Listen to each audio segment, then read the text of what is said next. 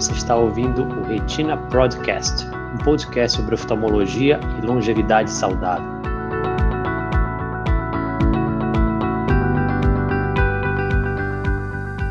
Olá, sejam todos muito bem-vindos a mais uma das nossas lives de quarta-feira.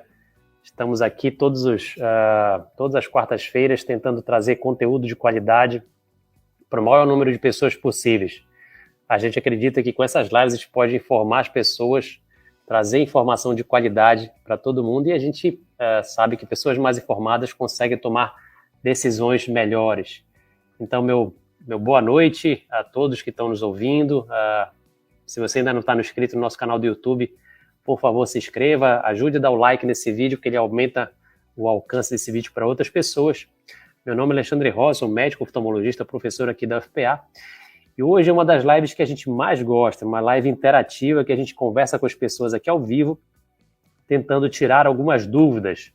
Mas só lembrando que a gente está aqui no intuito de tentar trazer um pouco de conhecimento, tentar dirimir algumas pequenas dúvidas. Obviamente, apenas o seu médico é capaz de trazer informação com mais riqueza de detalhes a respeito do seu caso. Então, consulte, sim, sempre o seu oftalmologista. Eu vou chamar hoje dois colegas aqui que vão dividir o espaço aqui comigo. A doutora Thaís Mendes. Boa noite, Thaís, tudo bem? Boa noite, Ale. Que bom estar aqui mais uma quarta-feira da semana de Natal, uma quarta-feira especial para todos nós, né? A gente começa a refletir sobre o ano que passou e perceber o quanto que é legal e importante estar aqui toda quarta-feira com os nossos internautas e principalmente compartilhar com todas as pessoas que a gente conhece, a família, os amigos e aqueles que precisam saber o quanto mais informação melhor, né? Como a gente costuma dizer. Então, bem-vindo a todos. Para quem não me conhece, sou a doutora Thaís Mendes, da equipe da Retina Pro, e também especialista em retina in vitro e ultrassom, e doutorando na Escola Paulista de Medicina. E vamos lá, para mais uma live Tira Dúvidas. Legal. Vamos lá colocar o nosso doutor Edmundo. Boa noite, Edmundo, tudo bem?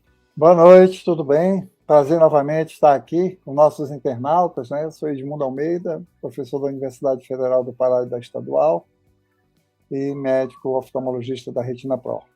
Vamos lá. Legal, pessoal. Então vamos lá. Hoje, como eu falei anteriormente, né, a gente vai falar sobre tentar tirar algumas dúvidas aqui ao vivo das pessoas. O pessoal está acompanhando a gente aqui ao vivo no YouTube, no Facebook e no Instagram. E como a gente sempre fala, a gente vai tentar ajudar as pessoas aqui com algumas dúvidas que podem acontecer. A gente vai fazer essas duas lives de final de ano, tanto a de Natal quanto de Ano Novo, vão ser com esse tema, né? Então, se você não tiver a sua dúvida respondida hoje, continua com a gente aí.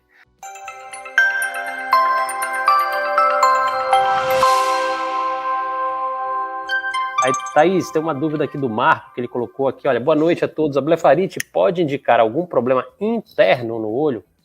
Tenho muita secreção, já utilizei todas as opções de tratamentos externos. Thaís, acho que seria legal falar um pouquinho o que é blefarite, como é que trata, né? A blefarite é muito comum, né, principalmente no nosso clima tropical do Brasil e está muito relacionada com as glândulas que se formam aqui, que nós temos aqui na pálpebra, né, tanto embaixo quanto em cima, e a gente produz uma secreção que compõe a lágrima, né, que é o natural. Mas ao longo do tempo, dependendo da oleosidade da pele, dependendo de outros fatores como hormonais, muitas vezes até a alimentação, pode fazer com que essas glândulas comecem a produzir uns resíduos e essa borda da pálpebra começa a ficar inflamada e a gente chama de blefarite. Às vezes até a população de bactérias em volta do olho, que já é natural da pele, aumenta também, principalmente em pacientes que têm a pele mais oleosa. E então é uma alteração na visão que não é da parte interna do olho, né? É na parte da superfície do olho, nessa parte da borda da pálpebra, mas que dá muito sintoma. Então, o que o paciente sente quando ele tem blefarite? Ele sente o olho arder, sente o olho coçar, às vezes incha os olhos, de manhã, geralmente, quando ele acorda, já tem secreção nos olhos. Então, é realmente uma doença ocular que não é grave, no entanto, ela causa muitos sintomas e atrapalha muito o dia a dia do paciente. Então, assim, além de tentar todos os tratamentos que a gente já sabe, que envolvem higiene do olho, da pálpebra, uso de colírios, às vezes tem que fazer a alguns tratamentos mais específicos com antibiótico oral, né? Eu costumo muito conversar com meus pacientes para decidir o tratamento multidisciplinar. Então, assim, a avaliação com dermatologista é muito importante, que às vezes o paciente está usando um protetor solar, um creme no rosto que piora a blefarite, às vezes ele tem uma oleosidade da pele que com tratamento dermatológico ele melhora e o olho melhora junto. Então, assim, não é só tratar o olho, tem que tratar a doença adjacente ao olho, que é da pele. Então, o que eu indicaria, né? Na verdade, a gente não indica tratamento aqui, mas é também fazer uma avaliação com um dermatologista para ver se não tem uma alteração na pele que esteja favorecendo a blefarite ser recorrente, ficar acontecendo várias vezes. Mas ele perguntou aqui, Thaís, se tem algum problema interno, a blefarite traz então, algum como eu problema falei, na parte de dentro não tem do problema, olho? não tem problema na parte interna, como eu falei para vocês, é na parte externa, na superfície da pálpebra. Então, não é na parte de dentro do olho, na superfície. Perfeito.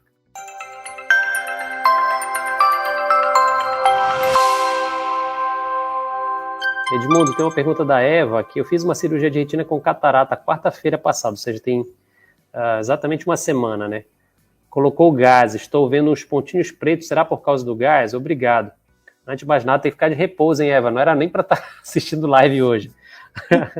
Vamos lá, Edmundo. Boa essa, hein? Não era para estar assistindo live, não. Eu tá assistindo live olhando para baixo, olhando para baixo. Ela pode estar escutando, calma, ela pode estar escutando. É verdade. Com certeza ela está no face down, né? Olhando para baixo, para o gás ficar mantendo a retina colada, né? Assim, primeira coisa, né? Com o gás, quando a gente coloca gás numa cirurgia de retina, normalmente a visão fica muito ruim, né? A gente sempre tem que prevenir o paciente que no dia seguinte ele não vai enxergar direito, muito embora tenha operado a catarata, porque o gás não dá uma boa visão, evidentemente, né? Então, aos poucos, esse gás vai saindo do olho, vai formando o líquido do olho.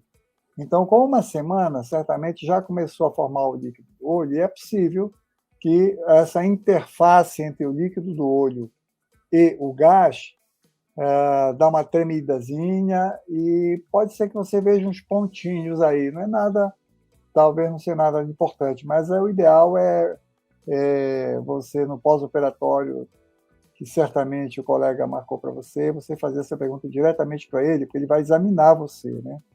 Mas é possível que seja normal, sim, mas só examinando, e aí eu sugiro que você volte com o colega que ele operou e faça essa pergunta para ele, que examinando, obviamente, ele vai lhe dizer alguma coisa mais.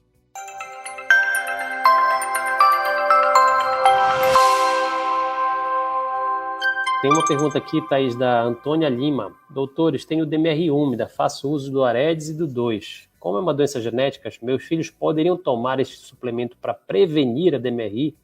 Então, Thaís, costuma passar suplemento antes de surgir DMRI?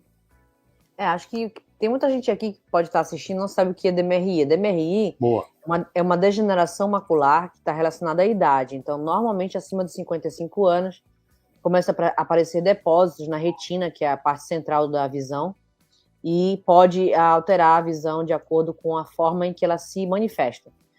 Muitas vezes ela se manifesta na forma seca, que é essa que os pacientes acabam tomando a vitamina, né? Não há estudos comprovando de que o uso da vitamina preventivamente vai trazer algum benefício em jovens, pacientes ou jovens parentes diretos de quem tem degeneração macular. Eu costumo dizer que o melhor remédio para quem tem um familiar com degeneração macular é acompanhamento com oftalmologista. Até porque, acima dos 40 anos, tanto pela alimentação, pela genética, pelos hábitos saudáveis ou não, ele pode desenvolver a degeneração macular e não está relacionado àquele parentesco. Mas se tiver um parentesco, esse acompanhamento tem que ser mais frequente. Então, se você é parente de primeiro grau de alguém que tem degeneração macular, acima dos 40 anos é ideal passar com um médico retinólogo para avaliação da retina periódica. Perfeito. Então, realmente, sem DMRI não tem sentido ficar usando nenhum tipo de medicamento. E, obviamente, todo medicamento tem que ser prescrito pelo médico, né? Então, não adianta nem automedicação.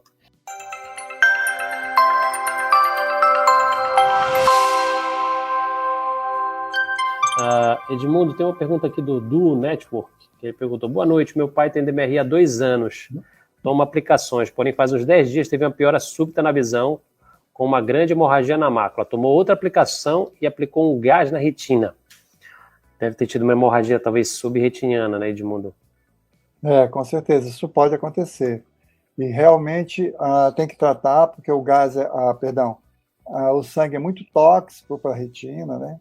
Então a gente logo examina, logo dá o diagnóstico, e o procedimento é esse mesmo, né? Quer dizer, essa DMRI úmida, né, que ele vinha tratando com injeções, teve um sangramento exuberante, né?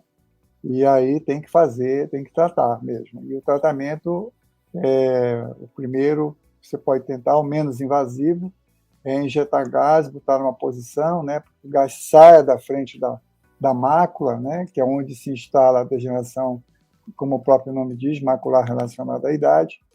E quando não resolve, ainda tem outro procedimento, que é você injetar medicamento embaixo da retina, mas aí o colega vai saber conduzir. Mas a conduta acertada realmente é essa, essas hemorragias exuberantes que acontecem, não é a rotina, né? Não é tão frequente, mas quando acontece tem que tratar imediatamente, porque o sangue é extremamente tóxico para a retina. Então a conduta absolutamente certa e oxalá dê tudo certo.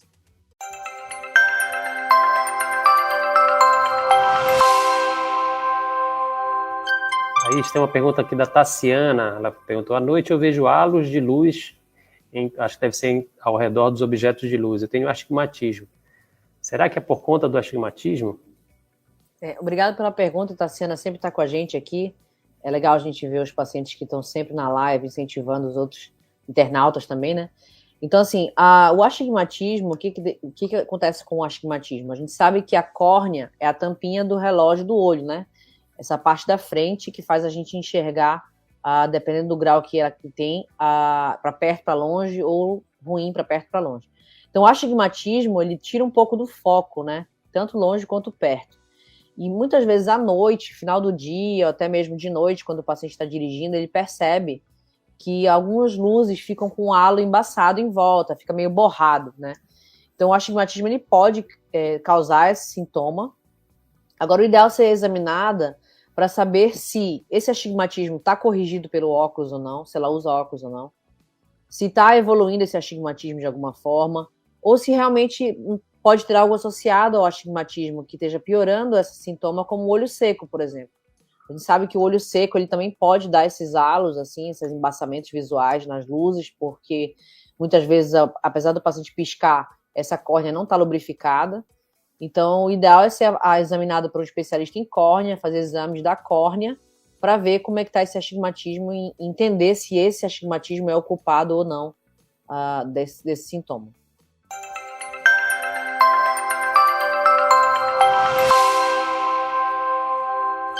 Edmundo, tem uma pergunta aqui da Solange.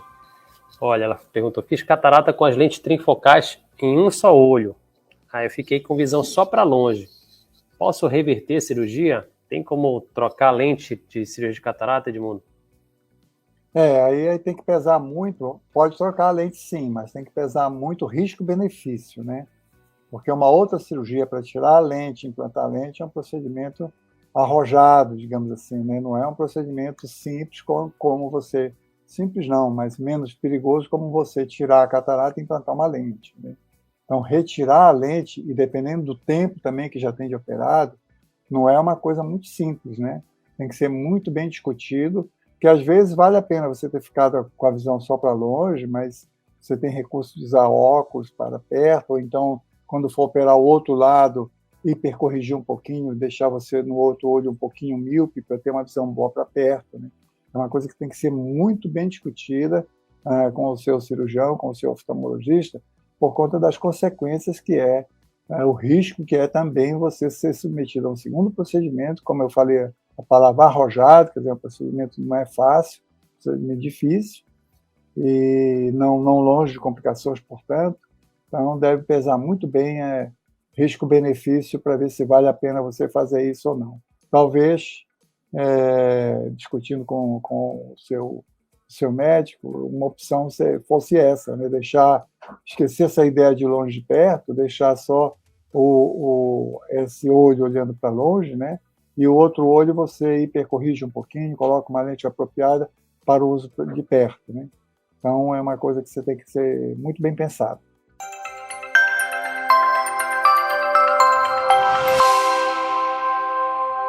Thaís, tem uma pergunta aqui no Instagram da Neia. Deixa eu ler aqui para você. Eu tive descolamento de retina, fiz cirurgia e foi colocado óleo. Aí surgiu glaucoma, fiz 4 cirurgias agora no começo do ano. Agora, no começo do ano, eu vou fazendo outra para foi colocado tubo. Perdi bastante visão. Gostaria de saber sobre o repouso e se acontece rejeição. Acho que ela deve estar perguntando rejeição do tubo, né? Pode falar um pouquinho, Thaís, sobre... Em relação ao repouso, eu costumo ser um pouco mais radical, no sentido de pelo menos 1 mês de repouso em qualquer cirurgia oftalmológica. Quando o paciente tem um tubo no olho, né, na verdade, o que é o tubo? Ele é um aparelhinho, né, que você coloca nessa parte branca do olho, atrás dessa parte branca, e ele vai drenando o líquido de dentro do olho para que a pressão do olho baixe. Então, ele é como se fosse um tubinho de drenagem, né? Ele drena o líquido do olho. Então, assim, ele vai ser suturado, é uma cirurgia, mas é preciso fazer o repouso um pouco mais prolongado. Então, acho que os primeiros 40, 45 dias são muito importantes para que esse tubo não saia do lugar, para que não haja inflamação local, e o paciente não faça nenhum esforço para que não ocorra nenhum tipo de perda brusca da pressão do olho. Agora, em relação ao número de cirurgias, tem pacientes realmente que precisam de fazer vários procedimentos. Às vezes a gente fala, fiz 4 cirurgias, mas às vezes uma cirurgia é catarata, a outra é a remoção do óleo, às vezes precisa voltar e colocar óleo de novo, aí depois faz a do glaucoma, e por último põe o tubo. Então o tubo, ele geralmente, não é a primeira opção, mas é indicado nos casos em que precisa controlar a pressão de uma maneira mais eficaz a longo prazo, né, 5, 10 anos. Então, se o médico indicou e está indicado corretamente, fique tranquila, confie no seu médico e bola para frente, não desistir. Perfeito, é isso aí. Né? Enquanto tiver oportunidade, né, eu sempre comento isso com o paciente, né? Tem tanta gente que não teve nem a oportunidade de passar por uma cirurgia, né? Então a gente tem que também, às vezes, lembrar, né, ter gratidão que a gente está podendo tratar, né? Quantas pessoas gostariam de estar podendo tratar e não tiveram nem essa oportunidade de estar tratando, né?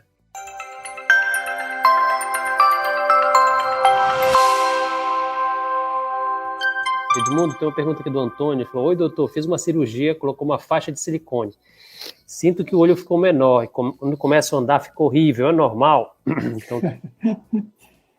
Quando você coloca essa faixa de silicone, a gente tem que ter ideia que ela é um corpo estranho dentro da órbita, né? Que ela fica circulando o olho, fixada no olho, e ela realmente, às vezes, o olho fica um pouquinho mais baixo, né? A fenda palpebral, o tamanho da fenda palpebral diminui um pouco, isso é normal. É uma reação do organismo à presença da faixa de silicone que foi colocada no seu olho.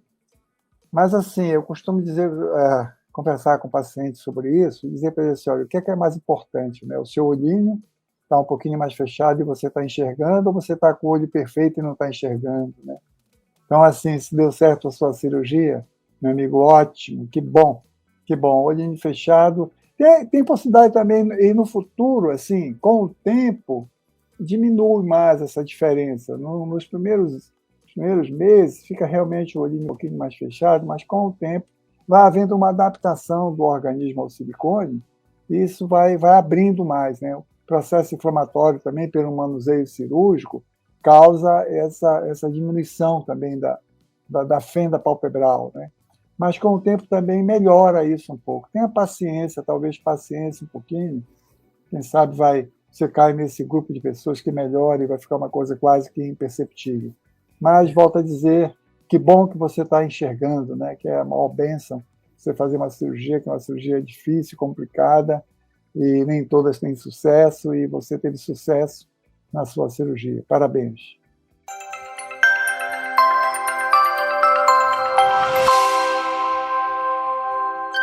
Thaís, tem uma pergunta aqui do Edson, que é uma pergunta sempre bastante comum aqui nas nossas lives, né? Tenho 55 anos, desde a adolescência me acostumei com as moscas volantes que com o tempo só tem piorado. Atualmente tem 2 grumos grandes no olho direito, que é o melhor que enxergo. Isso me atrapalha muito.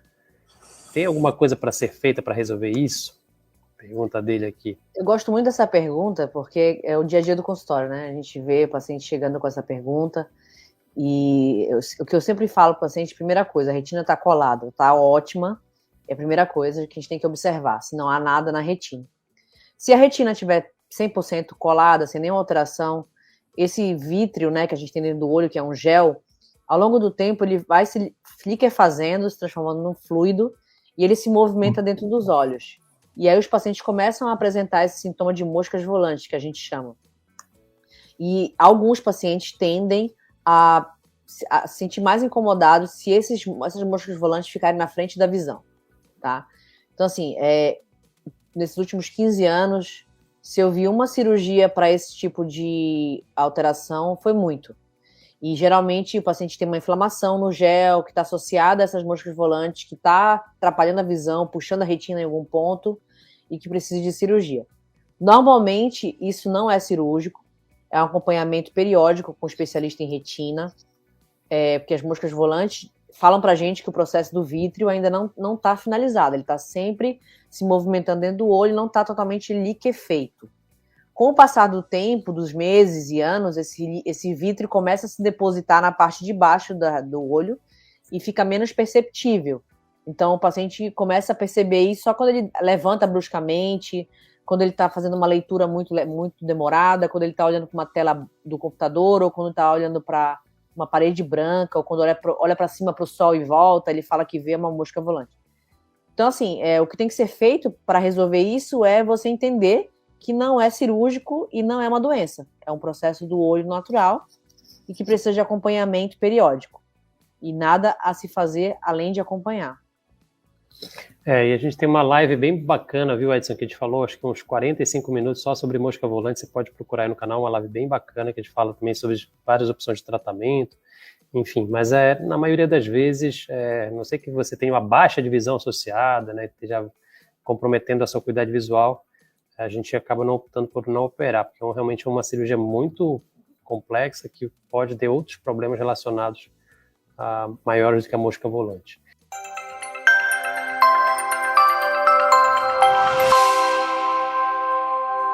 Edmundo, tem uma pergunta aqui da Nadime. Boa noite, tenho retinose pigmentar. Existe algum tratamento para melhorar o nervo óptico?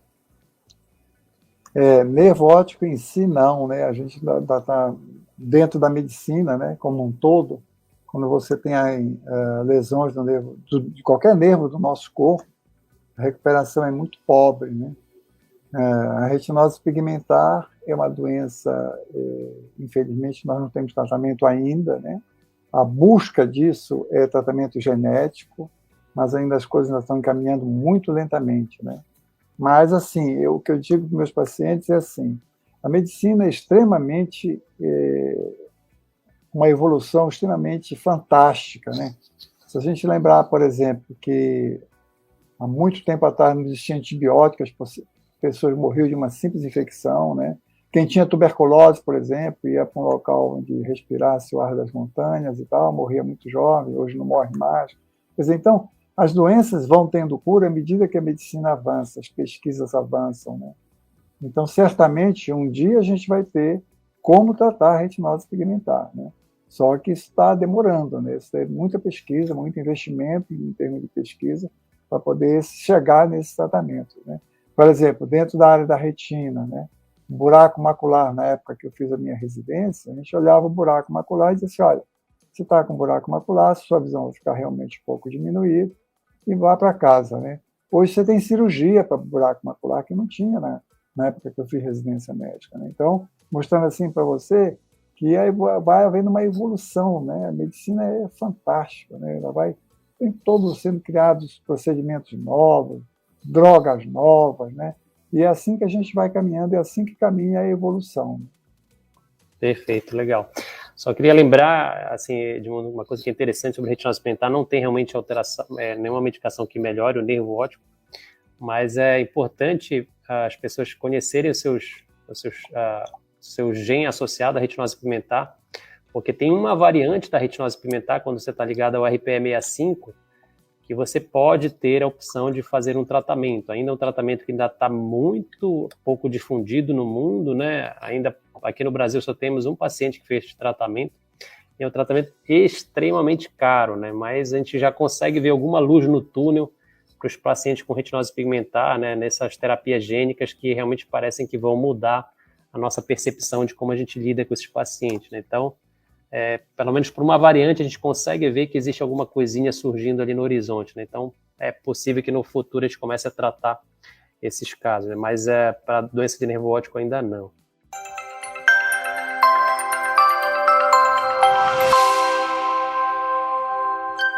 Aí, Thaís, eu vou seguir na mesma pergunta aí de doenças relacionadas a hereditárias. Tem uma paciente aqui, a Rosana Bogeia, perguntou aqui no Instagram: boa noite, eu tenho 2 variantes de Stargardt, ela tem acho que duas variantes do ABCA4. Tenho 2,75 de miopia e 2,5, e além de 1 grau de catarata em ambos os olhos. A médica não quer operar. O que você acha? Então, aparentemente, Thaís, é um paciente com catarata e doença de Stargardt que a médica decidiu acompanhar apenas, né? Assim, a doença de Stargardt, ela pode afetar na idade mais precoce, né? Eu tenho pacientes que têm 16, 17 anos, então, por mais que a catarata exista, se ela for uma catarata leve, a gente precisa pensar no risco-benefício de uma cirurgia num olho que já tem uma doença congênita, né? Uma doença genética associada. Então, a cirurgia de catarata, ela, como qualquer outra cirurgia, ela não é isenta de riscos. Então, a gente pode ter risco de glaucoma, risco de hemorragias, risco da lente se deslocar, entre outras coisas, até descolamento de retina.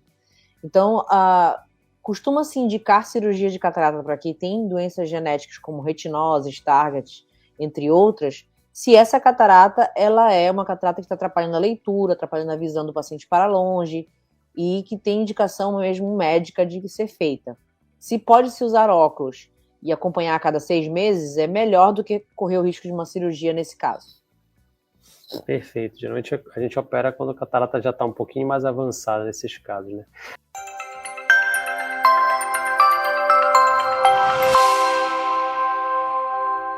Edmundo, tem uma pergunta aqui do Pedro. Eu usava colírio de dorzolamida e timolol, pressão do olho 25. A médica mudou para bimatoprosta e timolol. Quando o uso causa irritação na lateral do olho. Tenho olho único com baixa visão. A gente teve só assim, complementando, Edmundo, antes de você falar sobre isso, a gente teve uma live semana passada com a doutora Isabela, que foi só sobre colírios de glaucoma. Foi muito bacana também, viu, Pedro? Mas vamos lá, Edmundo. Então ele está usando bimatoprosta e timolol e está com uma irritação no olho. A mudança para o bimatoprosta é porque um colírio mais eficaz baixa mais a pressão, né? Essa foi a estratégia que foi usada, mas realmente tem esses efeitos colaterais. Cada colírio tem um efeito colateral diferente de pessoa para pessoa, entendeu? Então, o importante é que a sua pressão tem que ficar controlada, porque senão você vai perdendo visão. Como vai controlar, que colírio vai usar, que associação, isso vai depender dos efeitos colaterais que os medicamentos estão causando em você, né? E da experiência do médico que está tratando você. Porque tem momentos, como você já tem o olho único, né? Tem momentos que até a opção vai ser cirurgia, por exemplo, né? Então chega num ponto que você tem tanto efeito colateral, já está usando 2 remédios, 3 remédios, né? Além de serem caros, tem efeitos colaterais que às vezes terminam se optando por operar para baixar a pressão cirurgicamente. Esse é um recurso também que pode ser feito. Mas aí, assim, você tem que conversar com seu médico: olha, esse colírio legal, não bateu legal comigo, tem outra possibilidade? Tem. Então ele vai te prescrever outra medicação. Perfeito.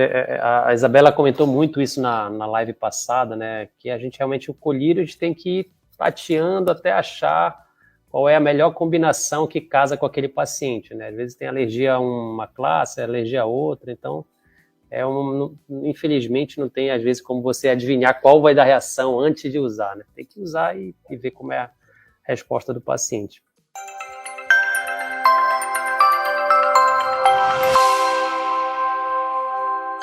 Tem uma pergunta aqui, Thaís, da Dircilene. Ela falou, boa noite. Eu tenho 62 anos, tenho catarata congênita, está bem grande. Posso fazer a cirurgia?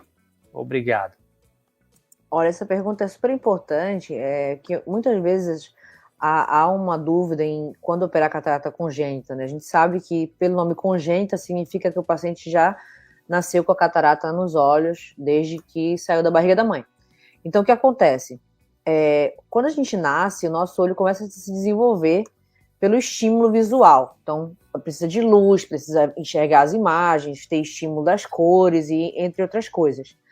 Então, quando a gente não opera a catarata congênita logo no primeiro ano de vida, se ela for unilateral, né, só de um lado, raramente o cérebro consegue desenvolver a visão desse olho, porque ele é como se tivesse tampado a visão quando ela deveria estar aberta. Então, assim, aos 62 anos, eu acredito que mesmo que tire a catarata desse olho, não vai ter uma quantidade de visão muito grande devido a essa falta de estímulo desde a infância. Então, quando o paciente tem catarata grande nos dois olhos, a gente sempre opera o olho mais com menos visão, mesmo que esse olho não tenha uma chance de recuperar. E aí é conversar bem com o seu médico para ver se vale a pena remover essa catarata só por questão de iniciar pelo olho que não enxerga.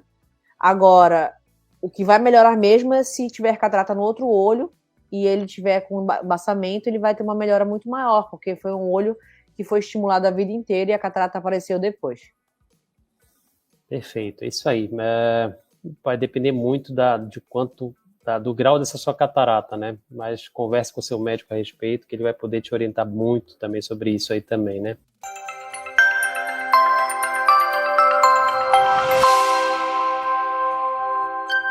Aí, Edmundo, tem uma pergunta aqui da Lininha Nogueira. Boa noite, doutor. Tenho 54 anos, miopia alta, fiz 8 lasers na retina, está bem colada. Ela fala que tem uma fumacinha flutuante, catarata boa para operar. A retina corre o risco de descolar durante a cirurgia da catarata? Durante a cirurgia? Lindinha, tem risco. Primeiro que toda cirurgia tem risco, não existe cirurgia sem risco, né? E a gente sabe pelos estudos, pelas estatísticas, que o olho míope é um olho mais predisposto a descolamento do que o olho não míope ou o olho hipermétrope, né? E a cirurgia de catarata também, se você pega 100 pacientes operados de catarata e 100 pacientes que não operaram, a gente, na mesma faixa etária, você vê que a frequência de descolamento de retina é muito maior em pacientes que operaram a catarata. Portanto, você tem dois riscos aí. Um, a cirurgia da catarata em si, e outro, por você ser míope.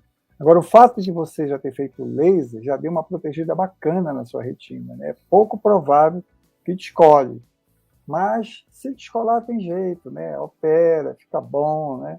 Você vai ter que uma hora operar a sua catarata, não tem como, né? Vem operar com o doutor Edmundo, que tá tudo certo. Senão você vai ficando sem visão, né? Aí, como é que fica, né? Então, você vai ter que correr esse risco em algum momento. Agora, assim, ouça a inspiração, ouça o seu anjo de guarda nas suas preces, nas suas orações. Se já é o momento de você fazer a cirurgia ou não, né?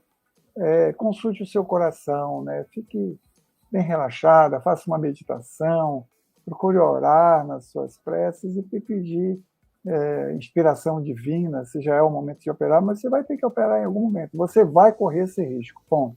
Quando é que você vai correr esse risco? Agora, uma coisa interessante... É uma decisão sua. Uma coisa interessante também, que eu gosto de falar para os pacientes que têm miopia, é que se ele já fez o laser, a chance diminui um pouco. Lógico que quem tem miopia, a chance de acontecer é maior do que a população que não tem miopia.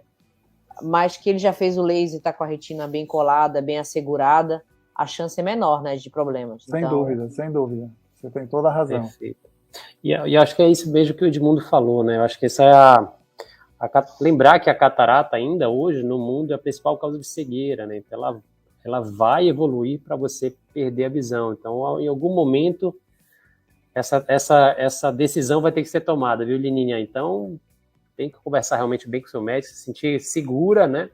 Hoje a cirurgia de catarata é bem menos complexa do que foi no passado, né? No passado precisava cortar muito o olho, tirava a catarata, fazia muito ponto. Hoje é uma cirurgia que tem muito mais segurança do que já teve, mas, obviamente, é uma cirurgia, e você está certo, assim, de ter essa preocupação. Mas lembrar, né, que a catarata vai também comer a sua visão, você vai perder a visão pela catarata em algum momento, como o Edmundo falou, você vai ter que tomar essa decisão, e às vezes tomar a decisão muito mais para frente acaba sendo mais difícil até.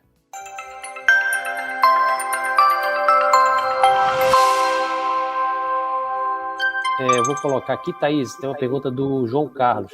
Eu teria que tomar a terceira dose da vacina para Covid, só que hoje está fazendo 15 dias da minha cirurgia de retina. Eu posso tomar a vacina ou não? Estou tomando desinflamatório e usando o colírio Vigadex. Eu até já respondi no chat.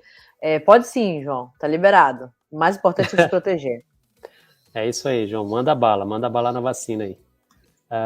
E da gripe também, por favor. E da gripe também, que agora está passando uma epidemia de gripe agora. Aí, Edmundo, tem uma pergunta aqui do Duo, ele perguntou de novo agora. DMRI tem que estar estável para fazer a cirurgia de catarata? Obrigado pela live, sempre um super conteúdo. Acho que sim. Tem que estar bem estável, porque uma cirurgia que você vai fazer no olho é uma agressão ao olho, né? Você vai manusear o olho, o olho vai ficar inflamado, e se você ainda tem a DMRI em atividade, é bom esperar, não tenha pressa. Espera ela entrar no processo cicatricial e aí, assim, você opera. Bom senso, né? Bom senso, porque um olho está inflamado, né? Você vai mexer nesse olho, é provável que piore um pouquinho a sua DMRI ou não responda direito às injeções. Não tenha pressa. Catarata é uma coisa que você também pode programar, não tem por que ter pressa, né? Então, espera entrar no processo cicatricial, estabilizar a DMRI e depois você opera. Eu faria dessa forma. Perfeito. E lembrar que é uma cirurgia letiva, né? O paciente pode optar por um melhor momento.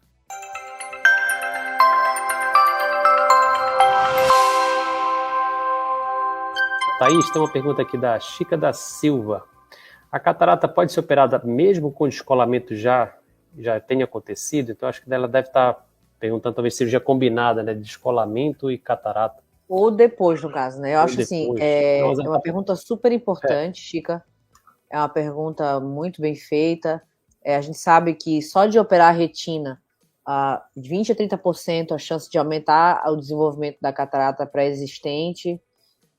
Só pelo uso de gás ou óleo, a gente sabe que pode a catarata se desenvolver mais rápido. Então, dependendo do tipo de descolamento da retina, é preciso sim tirar a catarata no mesmo procedimento para que a gente consiga ver bem a parte mais do cantinho do olho. Então, pode ser feita na mesma cirurgia, tanto a de retina quanto a de catarata.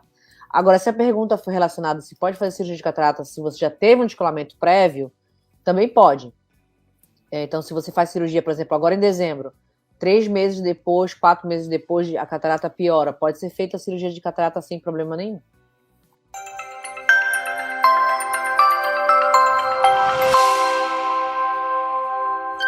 Edmundo, tem uma pergunta aqui no Instagram do Samuca, de Alagoinhas. Ele perguntou: doutor, quando o médico diz que a retina é fina, é para se preocupar?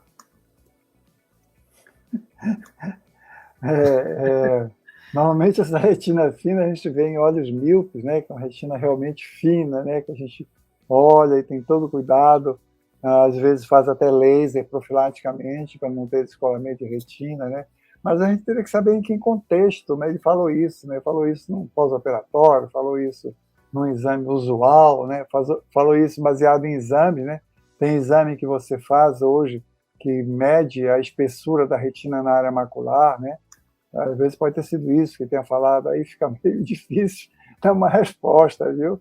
Mais segura, viu? Tá ótimo. Beleza, pessoal. Estamos chegando aqui nos 40 minutos. Live boa, passa rápido, né? Passando um tapa aqui. E aí eu queria que a gente já deixasse aqui as nossas mensagens finais.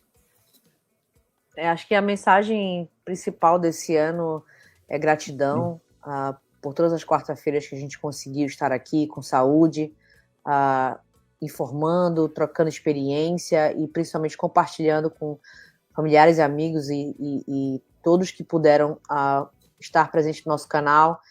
E fica o recado de que a gente está aqui à disposição, tanto nos nossos canais de comunicação, Telegram, até mesmo no Spotify vocês podem escutar o Retina Podcast. e também no Facebook. E principalmente as lives anteriores, que estão sempre disponíveis no nosso canal e podem ajudar muitas pessoas. E isso é uma bênção, a gente está aqui com vocês e eu desejo que 2022 seja um ano ainda melhor para todos nós e que as nossas lives continuem. Legal, obrigado, Thaís. Ótimas palavras, a gente se vê daqui a pouco. Tchau, tchau. Edmundo, suas mensagens finais, semana natalina aí. Pois é, o grande homenageado é Jesus, né? A gente fala muito de Papai Noel, de festa, de presente, né? E eu gosto sempre de lembrar que é o momento que a gente para refletir, e nós, médicos, paramos para agradecer toda a ajuda divina que a gente recebe, né? Na verdade, nós somos braços de Deus a serviço da humanidade. E se a gente lembrar que Jesus curava, né, com a simples imposição da mão, né? Portanto, ele sabia usar uma energia que a gente não domina ainda, mas também disse que a gente poderia fazer isso e muito mais, delegando a gente assim, a possibilidade, com as nossas conquistas de evolução espiritual e científica, da gente poder também fazer a mesma coisa. Eu queria desejar a todos os nossos amigos internautas um Natal fabuloso, muita paz, muita harmonia, e que a gente sempre coloque o nosso coração a serviço da humanidade, né? Eu acho que é importante porque a manipulação da energia que a gente faz no nosso convívio social, no nosso convívio familiar, no emprego, né? Nas nossas relações, por exemplo, médico-paciente, né? Colocar o coração à disposição, ser solidário, ser amoroso, ser carinhoso, né? Hoje a gente não pode abraçar ainda, raramente a gente pode abraçar, né, um paciente, mas é tão bom quando a gente pode abraçar o paciente e transmitir uma energia de amor, de solidariedade, né, que é tão importante quando a gente está doente, né? Eu que já fui operado algumas vezes, né, eu sei da importância que é o médico estar junto, da importância que é ele me dar um abraço, né, dele me dar uma palavra, me olhar, né? Então, eu queria dizer para vocês que eu estou feliz de participar aqui, porque a gente sabe que é um trabalho pequeno, mas é um trabalho útil no esclarecimento das dúvidas de vocês. Um ano maravilhoso para todos nós, né? Muita saúde. Valeu, Edmundo. Obrigado. Linda mensagem. A gente se vê daqui a pouquinho. Tchau, tchau. Então, pessoal, muito obrigado a todos vocês que ficaram aqui até o final com a gente. A gente está nessa nossa grande missão de tentar disseminar informação de qualidade para todas as pessoas. Então, lembrando que a gente tem algumas coisas importantes que estão na descrição do vídeo aqui dessa live no YouTube, tem a comunidade para o Facebook, você pode se inscrever nos podcasts da Retina Pro também. Se você está achando esse conteúdo legal, compartilha, a gente está nesse nosso propósito de disseminar isso para mais pessoas no Brasil inteiro. A gente sabe que são poucas coisas que a gente pode fazer estando à distância, mas a gente vê o benefício que as pessoas têm sendo gratas pelo conteúdo que a gente está entregando. Então, isso é uma coisa que a gente já fazia presencialmente aqui. Agora, nesse mundo digital, tenho certeza que a gente pode ajudar cada vez mais gente. Meu muito obrigado a todos que ficaram até aqui. Semana que vem a gente tem mais uma live de Tira Dúvida. Então, se você não conseguiu ser atendido hoje, não conseguiu, enfim, esclarecer a sua dúvida hoje, deixa para a semana que vem, tem bastante coisa aí que você pode compartilhar, assistir no canal, tem bastante live interessante. E meu muito obrigado a todos. Até mais, pessoal. Até quarta-feira que vem, às 20 horas.